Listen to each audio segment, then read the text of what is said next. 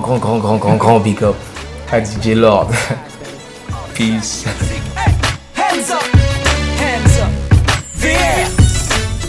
Moi, VR, de console, une voix, un style, on ne pas oublier. Danseur, chorégraphe, rappeur, aujourd'hui chanteur. Donc au niveau de la danse, j'ai collaboré avec pas mal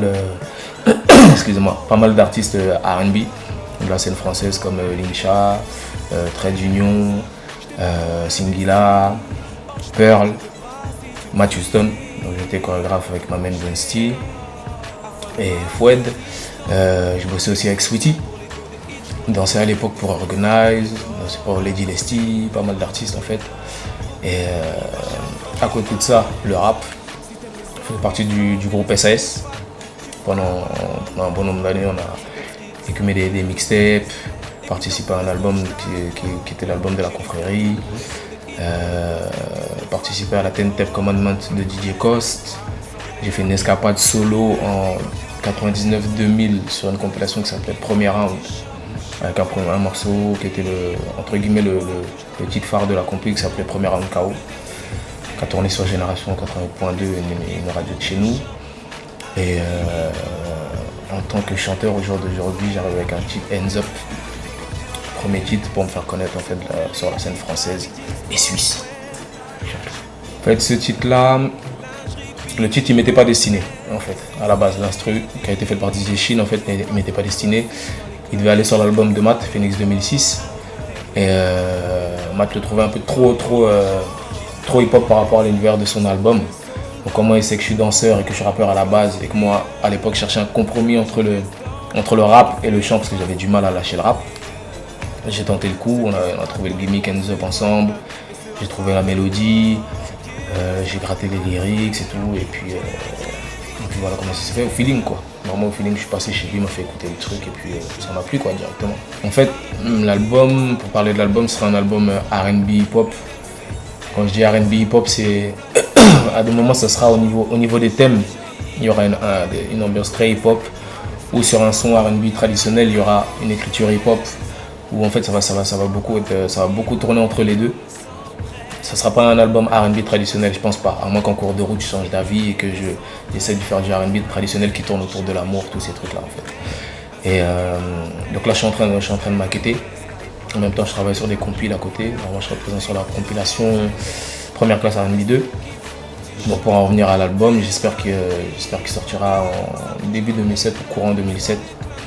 Et voilà, au niveau des featuring, je devrais bosser avec Elijah, qui a sorti un single, La Question de Feeling, Jane Renard qui arrive avec une reprise de Bulbi, et qui est single aussi de la compilation Kimberly R&B. Je devrais bosser avec Willy Denze. Normalement, il devrait y avoir Jams aussi, qui est sur un morceau qui s'appelle DJ. Comme elle avait sorti un morceau qui s'appelait comme ça, avec moi aussi j'en ai un, je voulais qu'on fasse une petite collaboration dessus. Et il devrait y avoir Antilope ça aussi, normalement.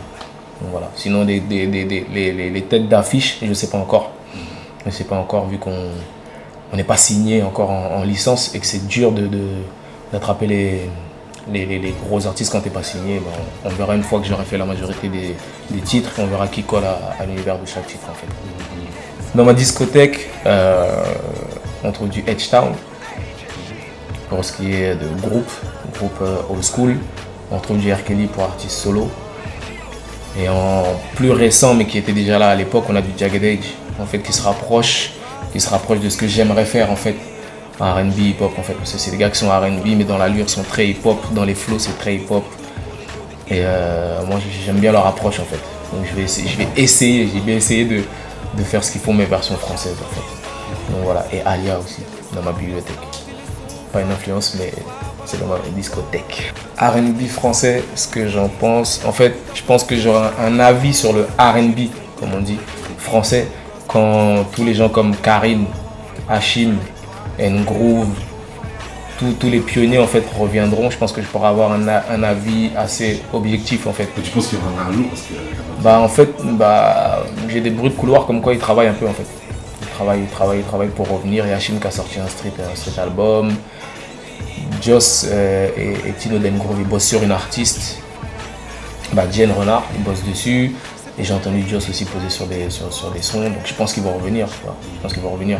Donc je pense que j'aurai un vrai avis sur la chose quand ils reviendront. Parce qu'en fait, tous les nouveaux artistes qui arrivent, c'est toujours un dérivé d'R&B. C'est pas R&B ou New Jack comme à l'époque. C'est R&B soul, R&B variette, R&B, toujours même moi, R&B hip-hop. On n'est pas R&B. Mais là, tu m'intrigues parce que tu parles de R&B soul. Mais c'est quoi du R&B en fait? Bah, R&B, quand tu captes R&B, c'est du love, c'est que de l'amour. Et quand tu regardes la plupart des albums, je prends l'album de Amel, c'est R&B soul parce qu'il y a certains textes où il y a des messages, d'autres où elle parle d'amour. Ça ne tourne pas qu'autour de l'amour. Et quand tu écoutes des albums R&B Quinry, c'est toujours autour de l'amour.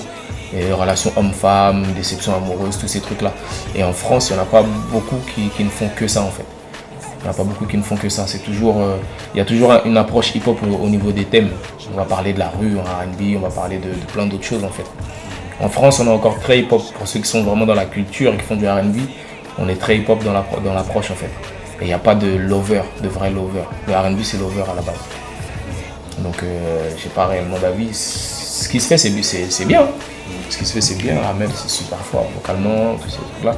Mais il n'y a même pas beaucoup d'artistes aujourd'hui présents en R&B. Il y a un frère aussi qui est super fort.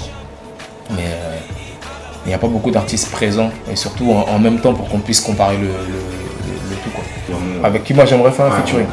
Jagged Edge. Hein. Moi j'aimerais faire un featuring avec Jagged Edge. Vraiment. R. Kelly, c'est autre chose. Pourquoi? R. Kelly, c'est autre chose. Non, moi je m'en fiche de ça, son son c'est du bon. C'est clair que. Non, bosser avec lui ça serait bien. Mais c'est du rêve aujourd'hui.